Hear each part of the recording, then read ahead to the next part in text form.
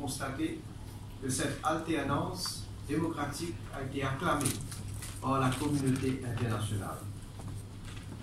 Récemment, avec les présidentielles de Madagascar, nous sommes heureux que les peuples de cette sous-région remettent leur confiance à une classe de jeunes leaders.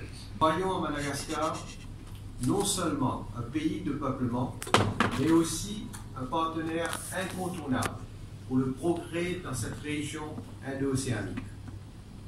Monsieur le Président, j'ai eu l'occasion ce matin de vous exprimer toute mon appréciation devant le soutien brave et indéfectible de Madagascar dans le combat pour le retour de l'archipel des Chagos.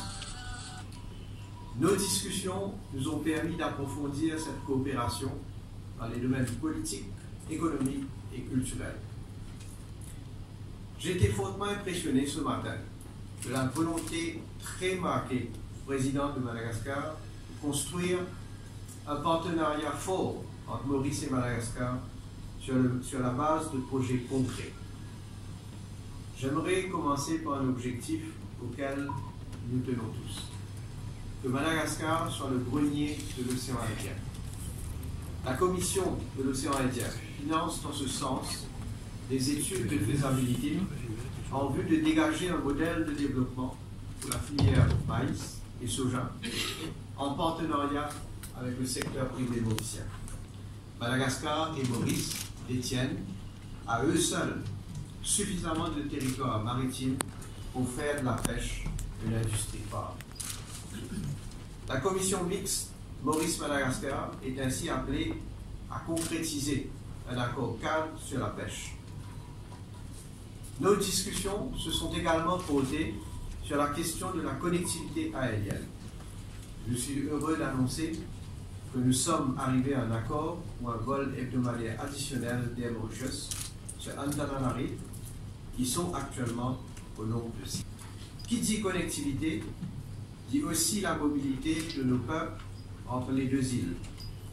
Nous nous engageons, avant la tenue de la prochaine commission mixte, à trouver un accord favorable aux deux pays portant sur l'octroi des visas et d'un accord bilatéral sur le travail.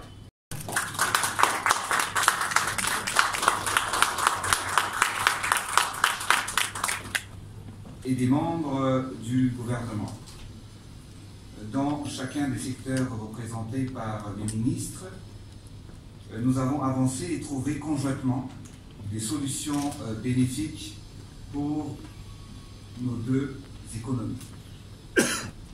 Nous allons accélérer l'essor de l'industrie touristique malagasy grâce à l'ouverture de notre ciel qui permettra aux compagnies aériennes mauriciennes et internationales de desservir notre destination et aux touristes du monde entier de découvrir les richesses de notre belle ville.